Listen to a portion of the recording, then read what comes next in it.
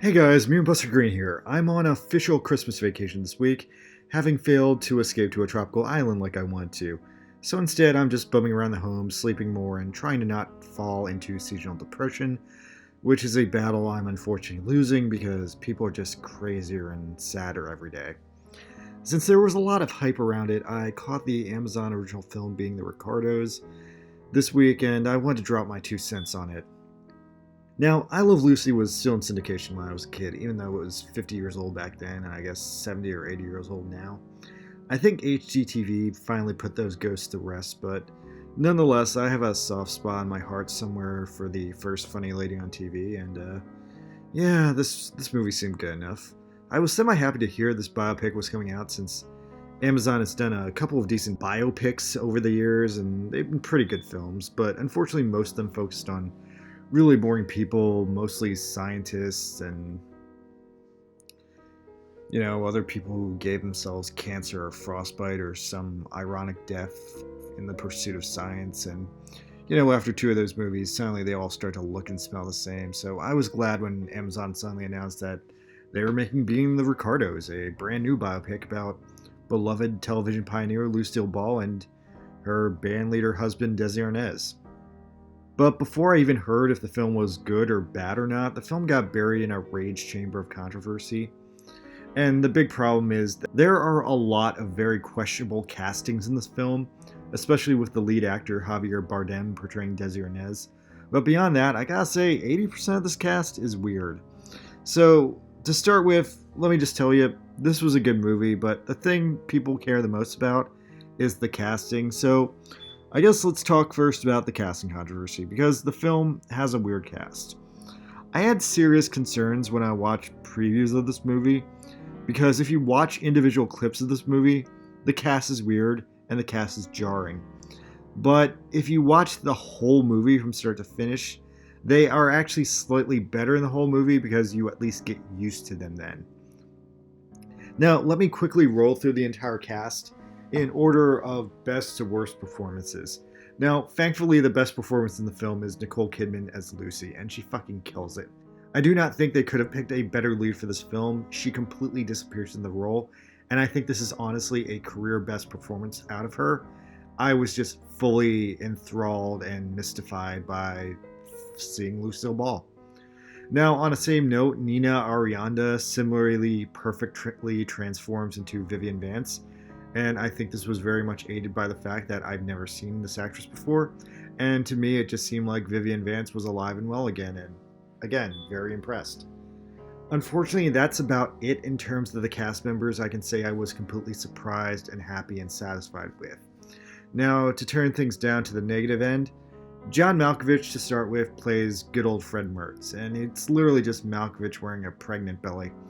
He does convincingly disappear into Fred Mertz when they start to do the I Love Lucy creation scenes, but that's it, and there aren't a ton of those scenes, so for at least 60% of the movie, it's just John Malkovich with a beer belly, and, that didn't really wow me. In fact, it did honestly take me out of the movie because he's like so aggressively John Malkovich.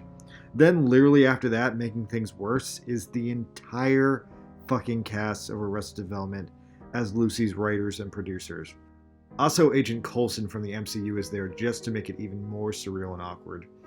Now, the Arrested Development cast, they nail their parts pretty well, especially maybe Blue, who over here, as usual, is playing up her strange ability to look simultaneously like a child and also impossibly old. So she's playing like a young old lady in the 1950s. But the fact they use so many actors from Arrested Development together in the same movie makes it feel like this is Arrested Development reunion cosplay party.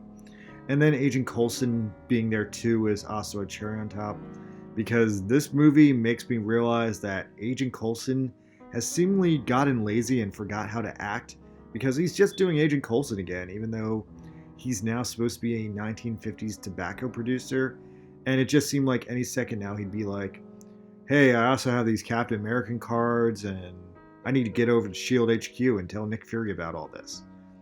He's really not acting in this movie, and it kind of sours it.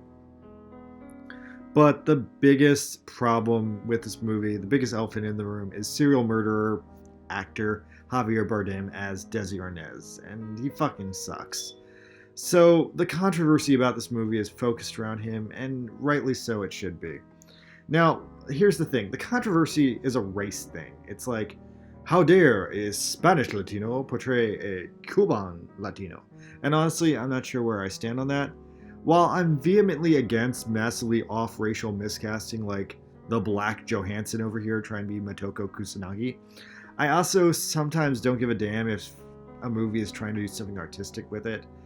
And this movie is trying to be like, Cuban, Spanish, close enough.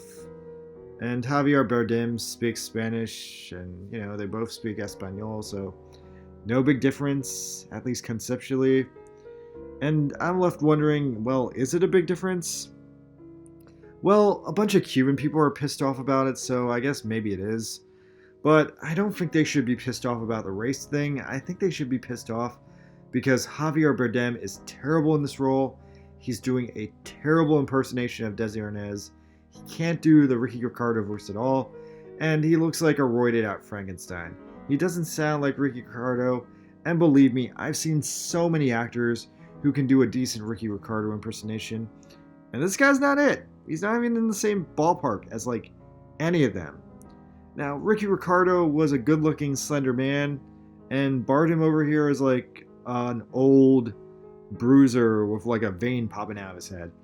Now, as it turns out, there might be a reason for Ricky Frankenstein over here, and as it turns out, even though this movie is a beautiful and heartbreaking tribute to Lucille Ball's genius as a television producer and an actor, the film literally makes you feel for her by showing you how smart she was, how her brain worked, how she was able to imagine TV episodes before they'd even been shot, and that was fucking enlightening. But it's also like a summary of the worst week of her life where she was pinned as a communist, got pregnant, wanted to get the pregnancy on TV because it was ridiculous and almost impossible to dance around the issue for as prominent as she was in the show. And on top of that, in the same week, she finds out that Ricky Ricardo is cheating on her.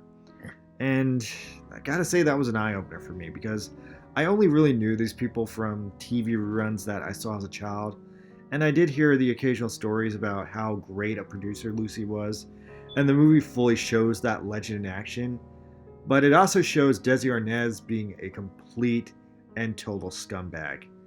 The movie doesn't present him in a good light at all. It presents him in a very fractured film noir presentation of the whole dirty and seedy world of 1950s Hollywood. So maybe if I want to give the film some credit, they chose ugly Javier Bardem to personify the ugly side of Desi Arnaz. Maybe that's what they were kind of going for artistically. And if that's what they were going for, I guess they succeeded. But otherwise, the movie is a shocking film noir movie that I was not prepared for to see in a biopic of America's happiest, funniest lady. It's actually extra emphasized of how grim and gritty and dirty everything is when they have these full color shots of the I Love Lucy set just being baked wall to wall in yellow cigarette slime. And it ends on a completely heartbreaking film noir ending. I tried in my review of Big O to like sum up film noir, and this is no doubt a film noir movie. Like in the end, I just walked away from this movie being heartbroken. Like, Jesus Christ, this whole movie, Lucille Ball just tries so fucking hard just to be happy, and her failure is a fucking knife in your heart. This film presents the life of Lucille Ball as a delusional disaster, and I just cannot believe that this movie made me feel so sad and miserable for Lucille Ball. And it's infinitely worse because she was a real person who accomplished so much and was so great. She was the fucking most powerful woman in the world, and she was skilled and full of love, and in this movie, in the end, she's just another loser, and fuck, I want to cry. Quick review cards. Being the Ricardos, even though it was sad as shit, I'm going to say 8 out of 10. Because you saw the mind of Lucille Ball. You saw this strangely perfect, strangely horrible Lucille Ball film noir story. Cons, though, I honestly want to say this movie is a fucking hit piece on Desi Arnaz. Fucking Javier Bardem just slanders Ricky Ricardo while doing a horrible impersonation of him to boot. And the movie has these weird documentary style framing devices, scenes that really don't work. On top of that, I found out later that they were staged, which makes me hate them even more. I might as well bring this up. Remember a couple months ago, there was a Robin Williams viral video biopic pitch that got like 8 billion hits in 3 days, where the tone was Robin Williams constantly on the verge of cracking, ODing, and blowing his brains out. Then it got deleted from YouTube because it made his dead daughter sad. Well, I wonder whatever happened to the guy who made that. But anyway, I'm bringing it up because it feels like the movie that trailer was pitching is this movie, except it's about Lucille Ball instead of Robin Williams. But all the same, this movie is heartbreaking. It's so fucking sad. Alright, I was Buster Green, and I watch a lot of movies, so yeah, movies. My Christmas break is movies. Please subscribe, that would be cool. Alright, thank you guys. Later.